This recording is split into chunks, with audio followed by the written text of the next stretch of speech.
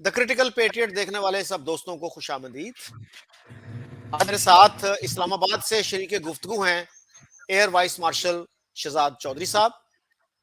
शहजाद चौधरी साहब न सिर्फ एयरफोर्स में रहे बल्कि उसके बाद डिप्लोमेसी में रहे। वो हाई कमिश्नर थे श्रीलंका में 2006 से लेके 2009 तक। Thank you very much sir. जी, thank you for having me. बहुत शुक्रिया आपका। आपने सर पिछले दिनों बड़े अच्छे मजामीन लिखे जिनको पूरी दुनिया में नोटिस किया गया, अप्रिशिएट किया गया। तो एक आर्टिकल रीसेंट जो था उसमें आपने कहा कि general Bajwa is being misquoted और मिसअंडरस्टूड। तो बाजवा साहब ने ये रियलाइज किया था कि इंडिया के साथ जो है हमारी, जिसको हम कहते हैं अजली दुश्मनी, उसका कोई फायदा नहीं है बल्कि हमें उसका नुकसान हो रहा है। और उन्होंने कोशिश की कि इंडिया के साथ जो है वो रेकंसिलिएशन हो सके, कुछ ताल्लुकात बेहतर हो सके। लेकिन अब हमारे जो है पॉलिटिकल क्लास भी और कुछ जर्नलिस्ट भी वो उनके खिलाफ मैदान में आ गए हैं। भले उनको आप डिसएग्री करें उनसे, लेकिन कुछ शाइस्ता जबान में करें। तो ये जो गद्दारी के इल्जामात लग रहे हैं, एक यूट्यूबर हैं, उन्होंने तो उनको कहा कि वो रॉ के एजेंट हैं। सो ये जो है हमारा डिस्कोर्स, इसको कैसे देखते हैं आप? देखिए, मेरा ख्याल है डिस्कोर्स वो होना चाहिए जो कि मेन स्ट्रीम मीडिया में आए। सोशल मीडिया में तो हर एक के हाथ में आजकल एक हथियार है और हर कोई इसको इस्तेमाल कर सकता है द वे दे वांट। कोई जानता है किसी बैकग्राउंड को, कोई इसका, तो उसको आप या नहीं जानता, उसके बावजूद वो अपनी ओपिनियन देने से बाज नहीं आता। और तो इसलिए आपको बर्दाश्त करना पड़ता है जो कुछ सोशल मीडिया पे चल रहा है। मैं जाती तौर पर समझता हूँ कि जो स्टेट क्राफ्ट जाहिर है कि सोशल मीडिया को देख के नहीं किया जा सकता। उसके लिए इम्पोर्टेंट चीज़ें होती हैं, आपकी जो ग्राउंड रियलिटीज़ हैं, जो आपकी जोग्राफियाई लोकेशन है, जो आपके तारीखी पस मंज़र है, इन चीज़ों के साथ आप डिटरमिन करते हैं कि आपकी, मैं ख़ास तौर पे फॉरेन पॉलिसी के कॉन्टेक्स्ट में बात कर रहा हूँ, कि इन चीज़ों में वहाँ पे डिटरमिन किया जाए। एक आपने जो नुक्ता उठाया कि बाजवा साहब को मैंने कहा कि वो मिसकोट हुए, उस कॉन्टेक्स्ट में दो हिस्से थे उस मजमून के जिसका आपने जिक्र किया। मिसकोटेशन से मेरा मतलब वो ये था जब ये कहा गया कि उन्होंने कहा कि पाकिस्तानी अफवाज हिंदुस्तान की अफवाज या दुश्मन की किसी भी फौज का मुकाबला करने के लिए तैयार नहीं है। मेरा ख्याल है वो सरासर एक हर्जा सराई थी, एक गलत। उसको मैंने कहा कि या वो समझे नहीं उनकी बात या मिसकोट हो रहे हैं, क्योंकि ऐसा मुमकिन ही नहीं। क्योंकि मैं तो खुद 35 साल इन्हीं एयरफोर्स का हिस्सा रहा, आर्मी को मैं बहुत करीबी जानता हूँ, कलीदी ओहदों पे रहा मैं, न्यूक्लियर से लेके हर किस्म के ऑपरेशन लेवल के ऊपर मेरा ताल्लुक रहा है। तो मैं जानता हूँ कि हमारी किस किस्म की अफवाज हैं और उनका मकसद क्या है, वो तैयारी किस तरह की है, और उसका इजहार 2019 में बहुत बेहतर तौर पे कर दिया गया था।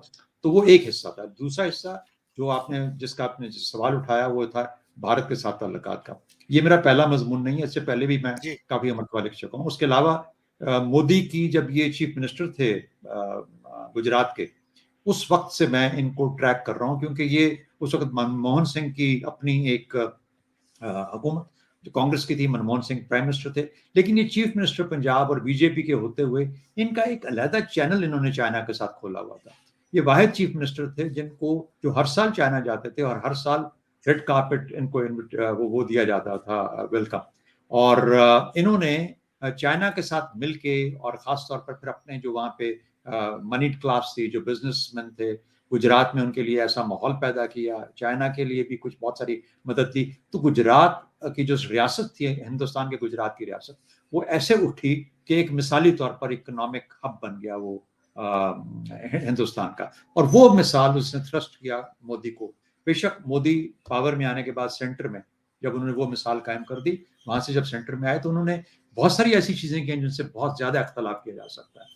लेकिन जैसे मैं कहता हूं कि पाकिस्तान की खारजा पॉलिसी जो होती है वो आपकी ज़रूरियात, आपके जो ऑब्जेक्टिव कंडीशन है, आपके जो आपके इर्द गिर्द के जो हालात हैं, आपके लोगों के हालात, और क्या पीपल सेंट्रिक है या एस्पिरेशनल है, आपकी अपनी कैपेसिटी, इस्तेदाद क्या है आपके मुल्क के अंदर, और ये तमाम चीज़ों का एक मुरक्कब हुआ करती है। और उसके बाद फिर आप डिटरमिन करते हैं कि आपकी फॉरेन पॉलिसी को किस नहज पे, किस तरीके से। तो कुछ आपके शॉर्ट टर्म गोल्स होंगे, कुछ मीडियम टर्म गोल्स होंगे, कुछ आपके लॉन्ग टर्म गोल्स होंगे। तो लॉन्ग टर्म गोल्स का ताल्लुक इससे होता है कि आपने इस्तेदाद बढ़ानी होती है उन लॉन्ग टर्म गोल्स को हासिल करने के लिए। मीडियम टर्म का मतलब ये होता है कि आपको स्टेबिलिटी सिक्योरिटी चाहिए होती है इन द मीडियम टर्म। और शॉर्ट टर्म का मतलब होता है कि मुझे फौरन ही कुछ चीज़ों की ज़रूरत है, और अगर वो मुझे आसानी के साथ कहीं से मिल जाती हैं, चाहे वो कतर से मिलें, चाहे ईरान से मिलें, चाहे चीन से मिलें, मैं वहाँ से उनको हासिल कर पाऊँ और अपने लोगों को वो रिलीफ दे पाऊँ जिसकी कि मुझे ज़रूरत है। तो ये 3-4 चीज़ें होती हैं। हम बदकिस्मती से फॉरेन पॉलिसी को हमेशा से इंडिया और कश्मीर के प्रिज्म में डिफाइन करते रहे हैं, और अब तो अफगानिस्तान का प्रिज्म भी आ गया उसके अंदर। और इस वजह से हमारी जो फॉरेन पॉलिसी है उसको, जो मैं अंग्रेजी का लफ्ज़ है स्क्यूड, यानी अपने जो नुक्ता होना चाहिए था, फोकस जहाँ पे होना चाहिए था, उससे हट के बदकिस्मती से बट गई है उन लोगों के अंदर जो कि सिर्फ कश्मीर की नज़र से देखते हैं, वो लोग जो कि पाकिस्तान के अवाम की नज़र से देखते हैं, यानी पीपल फर्स्ट जो अप्रोच होती है उसकी, उससे हटके, और फिर कुछ सिर्फ रियासती बुनियाद पे देखते हैं कि अच्छा हिंदुस्तान पाकिस्तान का अजली दुश्मन है, इसलिए अजली दुश्मन के साथ, अजली दुश्मन तो वो चीन का भी है, भारत जो है उनके साथ 115 अरब डॉलर का ट्रेड करता है, जो कि पाकिस्तान के साथ सिर्फ 15 अरब डॉलर का ट्रेड है। तो हम 15 अरब का चीन के साथ करते हैं, और चीन और हिंदुस्तान जो असली दुश्मन है 115 अरब का कर रहे हैं। ताइवान जो चीन का, जिसको दुश्मन बनाया जा रहा है, ये दुश्मन समझता है या उसका अपना हिस्सा समझता है, वो ताइवान जो है उसके अंदर पता नहीं कितने 100 अरब की इन्वेस्टमेंट उसकी है चीन के अंदर। तो कहने का मतलब ये है कि दुनिया को आप जब फॉरेन पॉलिसी, आज की दुनिया में जब ट्रेड और इकोनॉमी बहुत बढ़ के आगे आ चुकी है दुनिया में, और मेन डिटर्मिनेंट है आपकी किसी ताल्लुक का बुनियाद बनता है, तो उसके लिए आपको रीपैकेज करना पड़ता है। मेरे ताइवान, चीन कहता होगा मेरे ताइवान के साथ मसाइल तो हैं, उसके साथ भारत, अमेरिका भी उसके साथ मिलकर गड़बड़ कर, लेकिन जो इन्वेस्टमेंट मुझे ताइवान से आ रही है उसने मेरे बहुत सारे हिस्सों को उठाया हुआ है, मेरे लोगों को रिलीफ पहुंच रहा है। तो दो पैरेलल ट्रैक्स पे मामला चल रहे होते हैं। इसी तरीके से मैंने सजेस्ट किया कि हमें भी देखना चाहिए कि कश्मीर की पोजीशन भले रहे, वैसी ही रहे जैसी हमारे दिमाग में, सोच में हमारे है, हमारी एस्पिरेशनल पोजीशन है उसके ऊपर, और हम उसको रखना चाहते हैं। और हम कोशिश करें अपनी इस्तेदाद बढ़ाने की, अपने अंदरूनी तौर पर, जो कि इस वक्त बहुत गिर चुकी है, कि हम उस काबिल हो जाएं कि हम अपना मुकदमा जो है वो बेहतर तौर पर दुनिया के आगे पेश कर सकें। तो उसके लिए बिल्कुल। कई मतलब आपको ऐसे फैसले करने पड़ते हैं जो कि आपकी जो अजली पोजीशंस हैं उनसे उनको थोड़ा सा मेलो डाउन करते हैं, हल्का सा हटाते हैं। बहरहाल आप सवाल कीजिएगा।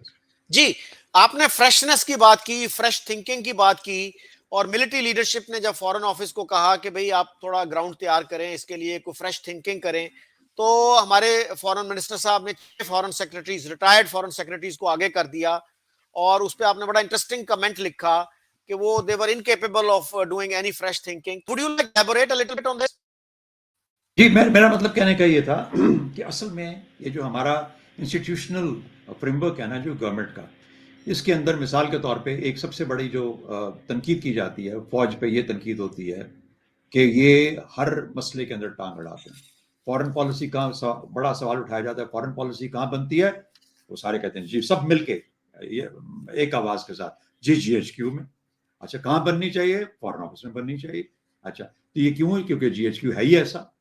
अच्छा, पहली बात तो ये है कि किसी ने आपका दिमाग बंद नहीं किया। अगर आप GHQ में हैं, या कोई बिजनेसमैन है, या आप किसी और इदारे के साथ हैं, कि वो आप पाकिस्तान की सिक्योरिटी या पाकिस्तान की खारजा पॉलिसी या पाकिस्तान की मईशत पे सोच नहीं सकते, या आपके दिमाग में कोई ध्यान आ नहीं सकता। तो जब आपके दिमाग में ध्यान आएगा, सोच आएगी, आप एक आइडिया, दिमाग आपके डेवलप होता है, आप उसको या आर्टिकल की शक्ल में देंगे, या अगर आप चीफ ऑफ आर्मी स्टाफ हैं तो आप उसका आइडिया डेवलप करेंगे, डेवलप करके आप उन लोगों के पास ले जाएंगे जो कि इसके जिम्मेदार हैं, और कहेंगे कि यार देखो, मेरे ख्याल में वक्त आन पहुंचे। और ये भी की बात नहीं है, जनरल बाजवा के वक्त की बात नहीं है, ये काफी अरसे से, जनरल मुशर्रफ के जमाने से हमारी सोच का अंदाज बदला हुआ है। जनरल जियाउल हक बहुत मरतबा गए, जब वो मार्शल लॉ के दौर की बातें बता रहा हूँ। उसके बाद जुल्फिकार अली भुट्टो साहब शिमला चले गए, और वहां पे जाके उन्होंने वो जो किया शिमला एग्रीमेंट, जो कि आज तक हमारे गले की हड्डी बना हुआ है। तो कहने का मतलब ये हुआ कि वो तमाम चीजें हैं, चाहे वो सियासी का लीडरशिप थी या मिलिट्री लीडरशिप थी, हर दौर में ये कोशिश हुई। और कौन है जो कहता है कि आपके खत्ते में या आपके हालात बेहतर नहीं होने चाहिए, आपके यहाँ ट्रेड डेवलप हो, आपके टूरिज्म हो, आपके यहाँ लोग आए जाएं, और उससे खिड़कियां दरवाजे खुले रखेंगे तो फ्रेश हवा आपके अंदर आती है। दूसरा मसला हमारे यहाँ आता है टर्फ का, जो यानी जो ही ये बात की जाती है तो वो सबसे पहला सवाल आता है कि ये एक जर्नैल फौजी की वर्दी के अंदर आके हमें ये एक आइडिया दे रहा है, हालांकि इसके जो कर्ता धर्ता है वो तो हम हैं। हम 6 ने मिलकर पिछले 20, 25, 30, 35 साल के अंदर इस पॉलिसी को लेकर चले। तो जब आप एक पॉलिसी को लेकर चल चुके होते हैं तो आप समझते हैं कि ये अच्छा, शायद ये आप अजली पॉलिसी बन गई, पहले मैं लेके चला था, मैंने बनाई, अब शायद सारी उम्र यही चलेगी। हालात बदलेंगे, लोग बदलेंगे, सोच बदलेगी, डिटर्मिनेंट्स बदलेंगे, उसके बाद आपको नए तरीके से सोचना पड़ेगा। तो मैंने ये देखा है, क्योंकि मैं बहुत करीबी तौर पर इन लोगों से मुंसलिक रहा हूँ, सिर्फ अपने एम्बेसडरशिप के अंदर नहीं, बाद में बहुत सारे ट्रैक टूर्स के अंदर मैं 6, 7, 8 साल मेरा शमूलियत रही है। तो मैं उस सोच को पहचानता हूँ और जानता हूँ कि किस तरीके से सोच को उसको खत्म किया जाता है। मैं आपको बता देता हूँ, एक इसकी मिसाल तारीख से देता हूँ आपको। जब मैं हाई कमिश्नर था, जब इमरजेंसी लगाई जनरल मुशर्रफ ने, तो हमें कॉमनवेल्थ के हम मेंबर थे, अभी भी हैं, उस वक्त कॉमनवेल्थ से हमें निकाल दिया गया कि जी इमरजेंसी लग गई, जो कि मिनी मार्शल लॉ उस जमाने में कहा जाता था कि मार्शल लॉ आ गया, मिलिट्री ने अपना, तो जो जो जो डेमोक्रेसी के जो प्रिंसिपल्स उसको हटा दिया, हमें हटा दिया गया। जाहिर है कि हमारे लिए डाउन था as a country, as a Pakistan को कॉमनवेल्थ का फायदा ज्यादा शायद इतना ना हो, लेकिन नुकसान ज्यादा होता है जब इस किस्म की चीज आती है। तो हमने एक, मैंने वहां पे श्रीलंका में, और उस वक्त श्रीलंका वाज दी, वो जो होता है ना चेयर ऑफ दी, एक जो समिट होनी थी और मीटिंग होनी थी, उसके वहां पे उसके लिए वो चेयर था। तो मैंने अपने तौर पर अपने लोगों को बताने के बाद फॉरेन ऑफिस में कोशिश शुरू कर दी कि मलिहा लोधी यूके में थी, मलिहा ने वहां पे श्रीलंकन एम्बेसडर के साथ कोशिश की, मैंने यहाँ पे इनके फॉरेन ऑफिस के साथ और वहां पे जो फॉरेन मिनिस्टर के साथ मेरे बड़े अच्छे तल्लुकात थे, क्या करा, हमने बहुत कोशिश की। हुआ ये जी कि 12 वो 6 महीने हमें बाहर रख के, when the meeting took place we were re included in this. Government change हो गई 2008 में, पीपल्स पार्टी की गवर्नमेंट आ गई, तो शाह महमूद कुरैशी साहब वाज द फॉरेन मिनिस्टर।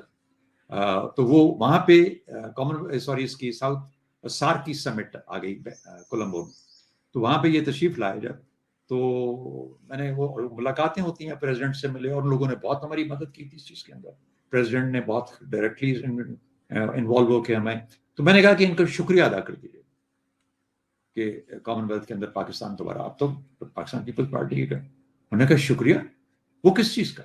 मैंने कहा वो कॉमनवेल्थ के अंदर उन्होंने बहुत मेहनत की, उन्होंने कमाल कर दिया, हमें वापस बड़ी जल्दी। उन्होंने कहा नहीं, वो कराई तो वो तो हमने कराया था, हमने निकलवाया, और वो तो मार्शल लॉ के जमाने में। हम पाकिस्तान के तौर पर नहीं सोचते, हम ये सोचते हैं मैं कौन सी पार्टी से हूँ, मैंने क्या करना है, मेरा टर्फ कौन सा है, मैंने टर्फ के अपने सिक्योर कैसे करना है, मैंने अपने माजी को कैसे बचाना। तो ये वो चीजें हैं जिसकी वजह से मैंने ये कहा कि जब आप डायनासोर्स को लेके आएंगे तो डायनासोर्स आपको जंगल में लेके जाते हैं, आप मुस्तकबिल फ्यूचर पाकिस्तान, ये चीजें आपकी नजर से हट जाती हैं और आप इस किस्म की जो फिर गड़े होते हैं उनमें गिरते जाते हैं। जी, यानी मुल्क का मफाद जो है वो आपको अजीज नहीं, अपनी पॉलिटिक्स अजीज है। जी दैट जी इज जी वेरी एग्जैक्टली अनफॉर्चुनेट। जी और सर अब भी जो है ना ये बात हो रही है कि जी गैरत का सौदा कर दिया, बाजवा साहब गैरत का सौदा करना चाह रहे थे, कश्मीर का सौदा करना चाह रहे थे। तो क्या गैरत जो है वो इंडिया के साथ जो है ये अंधी दुश्मनी निभाने का नाम है? कोई ब्लड फ्यूड है हमारा उनके साथ कि हमारी सुलह नहीं हो सकती? तो जब हम देखते हैं कि हमारे मफाद जो है वो किसमें है, अब हमारी इकोनॉमी का जो है वो क्या सिचुएशन है, हमारे 2.5 करोड़ बच्चे स्कूलों से बाहर हैं, इस्लामाबाद की किसी मार्केट में चले जाएं, आप भिखारियों की तादाद देख लीजिए। तो क्या ये गैरत के लिए हमारे चैलेंजेस नहीं है? गैरत के लिए चैलेंज यही है कि इंडिया से सुलह नहीं होनी चाहिए? ये है वो रेड ट्रिक जिसने हमें हमेशा फंसा के रखा। हमारी इस वक्त अगर कोई कश्मीर, या कश्मीर को छोड़े भारत के ऊपर कोई अगर इनिशिएटिव लेने के लिए तैयार नहीं है तो वो पॉलिटिकल पार्टीज हैं।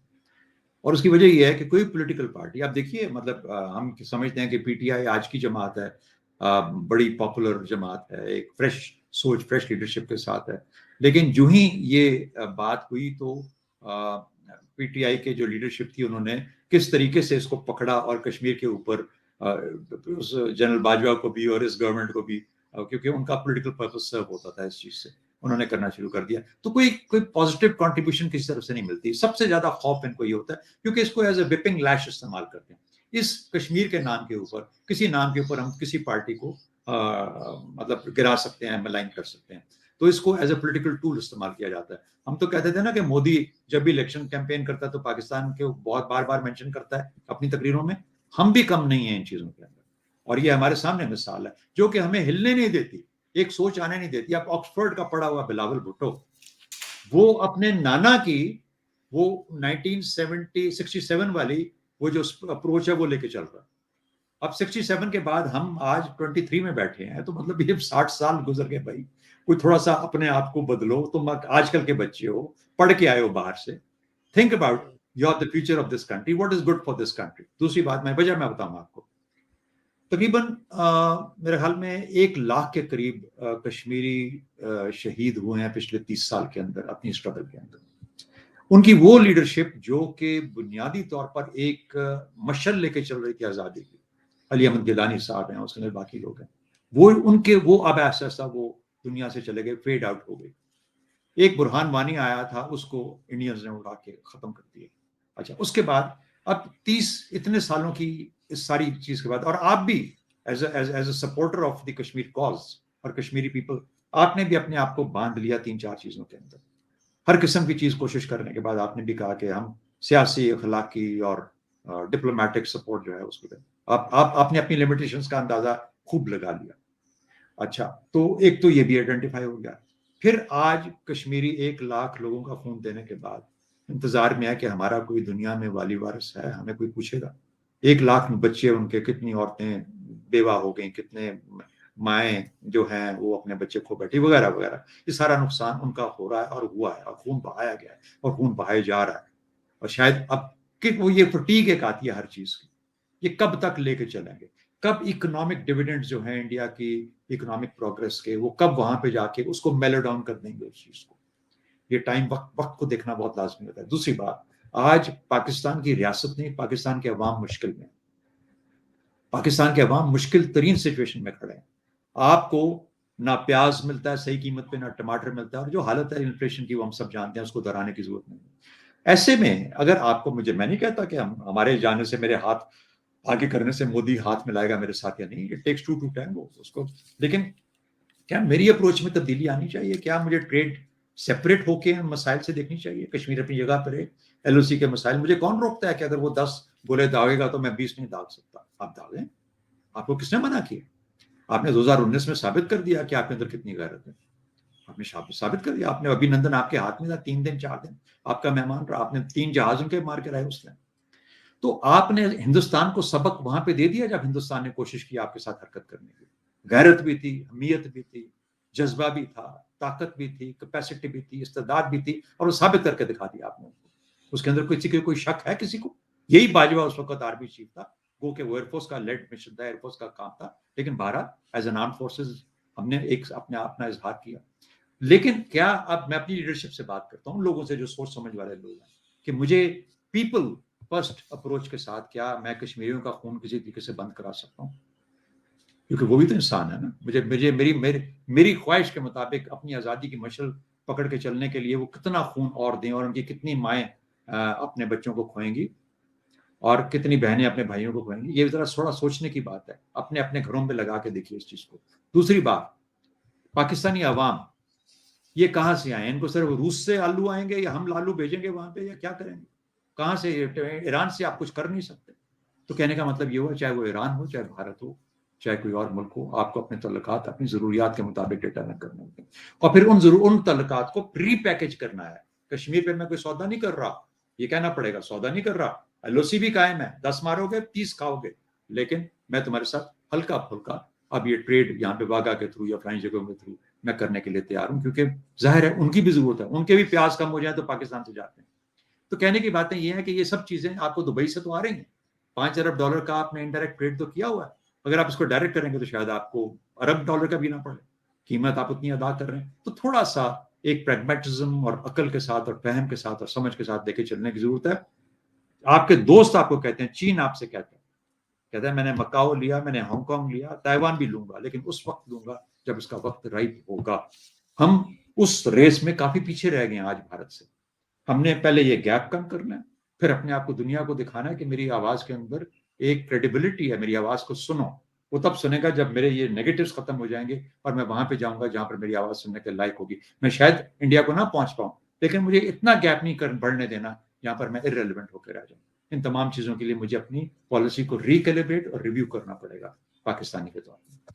जी चौर साहब, इरशाद महमूद एक मेरे दोस्त हैं, आप भी शायद जानते हो, ही इज अ कश्मीरी हिमसेल्फ।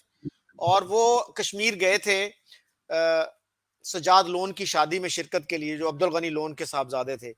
तो वो काफी मायूस लौटे थे और कह रहे थे कि मिलिटेंसी ने कश्मीरी मुआशरे को तबाह कर दिया है। लेकिन हमारे कुछ रिटायर्ड जो लोग हैं, डिप्लोमेट्स और बाकी लोग, वो अभी भी कहते हैं जी कि कश्मीरियों को जो है ना, वो बंदूक थामे रखनी चाहिए। तो क्या policy is still the last Kashmiri, they should continue to fight? और 35 साल हो गए हैं उसमें, अगर हमें अभी तक अब तक ये एहसास नहीं होता कि ये इस पॉलिसी ने डिलीवर नहीं किया, तो हमें कुछ और चीज सोचनी चाहिए। लेकिन वो जो है ना, मोर ऑफ द सेम, उसी पे चल रहे हैं वो, जिसको आपने कहा कि स्ट्रेट जैकेट है, स्ट्रेट हाँ, जैकेट में फंसे हुए हैं और वो निकलने की कोशिश भी नहीं करते। एग्जैक्टली। और मैं कहता हूं कि जब आप स्ट्रेट जैकेट में फंसते हैं, मिसाल के तौर पे उन्होंने कहा कि हम एक एटॉमिक न्यूक्लियर पावर हैं, न्यूक्लियर पावर बनने के बाद आपने दीवारें और ऊंची कर दी और पक्की कर दी। भैया, जब आप न्यूक्लियर पावर बने हैं तो आपको तो दीवारें नीची करनी चाहिए।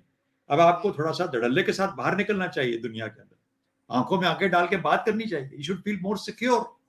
तो हमारा सबसे बड़ा दफा ये होता है कि नहीं जी, हम क्यों बात करें, हम क्यों करें, हम तो न्यूक्लियर पावर है। और भाई, वो भी न्यूक्लियर पावर है, आप भी न्यूक्लियर पावर है, ग्रेट, एब्सोल्युटली। मैं खुद डायरेक्टली इन्वॉल्व रहा हूं न्यूक्लियर मैटर्स के अंदर पाकिस्तान के।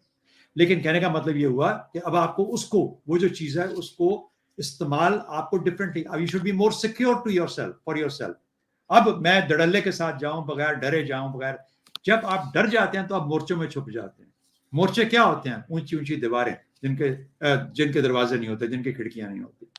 तो ये मेरे हाल में यही यूफेमिज्म काफी है उन लोगों के लिए समझने के लिए जो किस कहते हैं कि शायद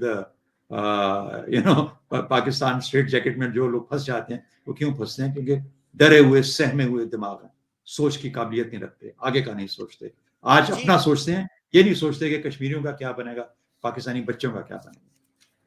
मैंने सर एक रिटायर्ड एम्बेसडर है नजमुस साकिब, उनका इंटरव्यू किया, तो वो कहने लगे कि जी कश्मीर का मसला जब तक रिजॉल्व नहीं होता कोई बात आगे नहीं बढ़ेगी। तो मैंने उनसे कहा सर, कश्मीर की भी अगर हम बात करें, एक तो यह है कि लोगों को एजुकेट नहीं किया गया, उनको सिर्फ चंद स्लोगन्स दिए गए, उनको कोई आइडिया नहीं है कि how complex is this issue, what is it's history. तो मैंने कहा जी देखिए, कश्मीर पे आप ये कहते हैं कि जी हमारा तारीख जो है वो हमारे साथ है, लॉजिक हमारे साथ है, पार्टीशन का जो प्रिंसिपल था वो हमारे साथ है। तो फिर मैंने कहा जी, जूनागढ़ की एक्सेशन आपने किस लॉजिक के तहत कबूल की?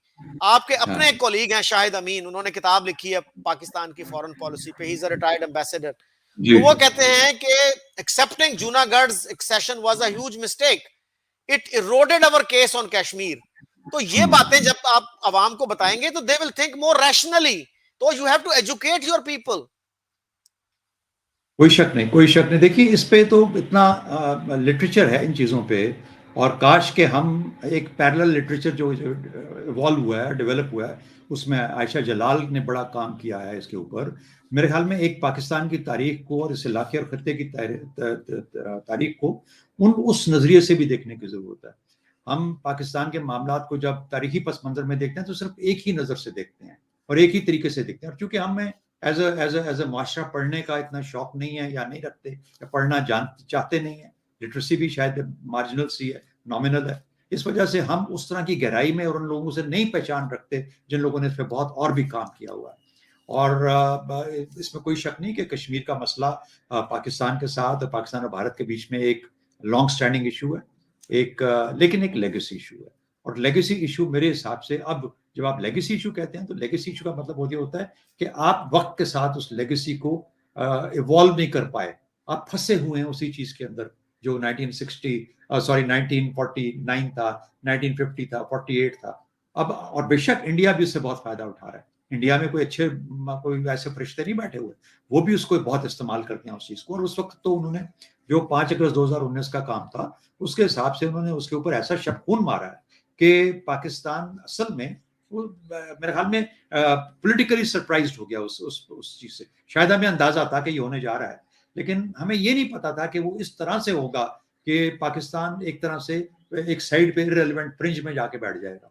तो मेरा ख्याल है कि उसको हम चेंज नहीं कर सकते। आर्टिकल 370 उनके अपने आइन का हिस्सा है, उसको वो डाला तो उन्होंने खुद डाला, और जब हटाया, और हम तो उसको मानते भी नहीं थे आर्टिकल 370 को स्पेशल स्टेटस देता, हालांकि वो एक स्पेशल स्टेटस उसका डिटरमिन करता था। और हमने आहिस्ता आहिस्ता फिर उस पर शोर मचाना शुरू किया कि नहीं नहीं 370 को हटा दिया, वो समझ आनी शुरू हुई लोगों को। उसके साथ आर्टिकल 35A जब आया तो डेमोग्राफिक चेंज, जो जम्मू की जो कॉन्सिक्वेंसेस को चेंज किया। ये तमाम चीजें एग्जिस्ट करती हैं, हर जगह पे एग्जिस्ट करती हैं, लेकिन हमें, जैसे मैंने कहा कि अब जो सोच है, जो नई तरीके से हमें अपने बच्चों के, वरना तो हमें लोग यही कहेंगे कि 70-70 साल के बूढ़े जो हैं ये हमें क्या सिखा रहे हैं, इन्होंने जंगें की, इन्होंने लड़ाइयाँ की। मैं तो 71 से लेके अब तक, यानी 2006 तक कम से कम मैं तो हर चीज के अंदर शामिल था, डायरेक्टली इन्वॉल्व था। तो इसलिए कहने का मतलब ये हुआ कि हम सब कुछ करने के बाद आज लोगों को क्या सबक दे रहे हैं कि बस अड़े रहो उस चीज को। अच्छा, फर्स्ट क्वेश्चन, तुम क्यों नहीं कुछ कर सके? अगर तुम हमें आज ये सबक दे रहे हो तो तुम खुद क्यों नहीं कुछ कर सके? तो बहरहाल वो एक ऐसा उसकी उसकी डायनामिक्स ऐसी होती हैं उन चीजों की, और आपको तो चीजें रियलाइज करनी चाहिए। और देखिए दूसरी बात, एक और जो लीडरशिप होती है ना ओवरऑल, चाहे पॉलिटिकल हो चाहे मिलिट्री, ये वक्त लेती है इवॉल्व और मैच्योर होने के अंदर। ये नहीं होता कि वो आज कोई आर्मी चीफ बना तो वो बस आज से ही हर चीज का अक्ल कुल हो गया। नहीं, उसको भी 6-8 महीने लगेंगे अपने लोगों के अंदर अपनी जगह बनाते बनाते, ये पता करते, अच्छा मैं क्या कर सकता हूँ, मेरी लिमिटेशंस क्या है। पॉलिटिकल लीडरशिप वो तो आया ही पॉलिटिकल बेस के ऊपर है, नारों के ऊपर आया होता है। उसको सबसे बड़ा खतरा अपने पॉलिटिकल बेस का होता है, और इसका खतरा होता है कि ऑपोजिशन मुझे किस तरीके से मलून करेगी। जब ये चीजें उनके खौफ बन जाती हैं तो फिर वो चीजें नहीं कर पाते। मेरा ख्याल है कि ये एक ओपन डिबेट जिस तरीके से मैं और आप कर रहे हैं, या हम अखबार लिखते हैं, अदारिये लिखते हैं, आपस में बहस होती है, उसमें हर तरह का नुक्ता नजर आता है। और ये भी शायद उससे कुछ टोटली जो लोग हमें देखेंगे सुनेंगे वो शायद उससे ये अंदाजा लगाएं कि यार शायद कुछ एग्जिस्ट करती है एक स्पेस जिसके अंदर कि हमें रिकैलिब्रेट और रीडिफाइन करना चाहिए, और देखना चाहिए कि हमारे जो बेसिक एसेंशियल इंटरेस्ट हैं वो भी कॉम्प्रोमाइज ना हो, और साथ ही साथ हम अपना फायदा भी हासिल कर सकें। जाहिर है कि दूसरी साइड को भी इस तरीके से सोचना पड़े, सिर्फ हम ही ये सोच के अकेली एक साइड से ये काम नहीं कर सकते। जी, मैंने सर अब्दुल बासित साहब का इंटरव्यू किया और उनसे मैंने कहा, सर एक वक्त था कि जब आपको प्लेट में रख के कश्मीर मिल रहा था, और वो सरदार पटेल की ऑफर थी कि आप हैदराबाद बरदार हो जाएं और कश्मीर ले लें। और कम से कम आधी दर्जन किताबें इस पे मौजूद हैं। चौधरी मोहम्मद अली की किताब में ये मौजूद है। इवन एजेके के जो पहले प्रेसिडेंट थे सरदार इब्राहिम, उन्होंने इसका जिक्र किया है। सरदार शौकत हयात ने इसका जिक्र किया है। और शौकत हयात तो ये कहते हैं, मैं लियाकत अली खान के पास गया और मैंने कहा जी ये एक अच्छी ऑफर है, कश्मीर में हमारी कैंपेन ठीक नहीं जा रही, आप ये एक्सेप्ट कर लें। तो लियाकत अली खान कहते हैं, शौकत तुम मुझे पागल समझते हो कि मैं कश्मीर की चंद पहाड़ियों के लिए हैदराबाद दक्कन जैसी बड़ी रियासत छोड़ दूं जो पंजाब से भी बड़ी है? तो ये चीजें जब आप लोगों को बताएंगे तो they will start thinking more rationally. इसको देखिए, एक आपको तो खैर पता ही है कि गुजरात, जिला गुजरात, पाकिस्तान का गुजरात जो है, जिला गुजरात का हिस्सा हुआ करता था आजाद कश्मीर, बल्कि गुजरात उसका हिस्सा हुआ करता था। और ये दोनों इनका इल्हाक था। जब ये फर्स्ट टाइम रिटर्न हुआ फ्रॉम ब्रिटिशर्स ने दिया तो उसको ये एक एक इनमें से एक भाई जो था, जो डोगरा ये थे सरदार जो थे, उनको एक को गुजरात का जिम्मेदारी दी गई, जिला गुजरात जो हमारा अपना गुजरात है। तो इनका तल्लक हमेशा से जाहिर है कि एक एक्सटेंशन है, सियालकोट है, गुजरात है, जम्मू कश्मीर के साथ इल्हाक है इन तमाम चीजों का, इससे मिले हुए हैं, यानी कंटिगुअस हैं एक दूसरे के साथ। तो ये तारीखी पस मंजर है, ज्योग्राफिकल पस मंजर है। अब कहाँ पे हमने क्या गलतियां की? हमारी गलतियां हमेशा बायसेस से आती हैं, हम बायस्ड होते हैं अपनी सोच के अंदर, और जाहिर है अपने तजर्बात की बुनियाद पे हम बायस हो जाते हैं। तो अपने अपने बायसेस को छोड़ना और एक ऑब्जेक्टिव एनालिसिस करके एक ऑब्जेक्टिव उसका पर्पस ढूंढना किसी चीज का, यही सबसे बड़ा इम्तिहान होता है। और वो आप तो जानते हैं कि फिक्रे नौ से डरना, तर्ज कोहन पे अड़ना, यही मंजिल यही कठिन है कौमों की जिंदगी में। तो हमारे यहाँ मसला ही सबसे बड़ा ये है, हमें गुजरना पड़ेगा इन चीजों से, हमें अपने आप को बदलना पड़ेगा। जब तक हम ये नहीं करेंगे हम सोच नहीं पाएंगे और बेहतर तौर पे इन मामलों को देख नहीं पाएंगे। Thank you very much sir, I really enjoyed the conversation. You spoke with more sophistication than most Pakistani career diplomats do.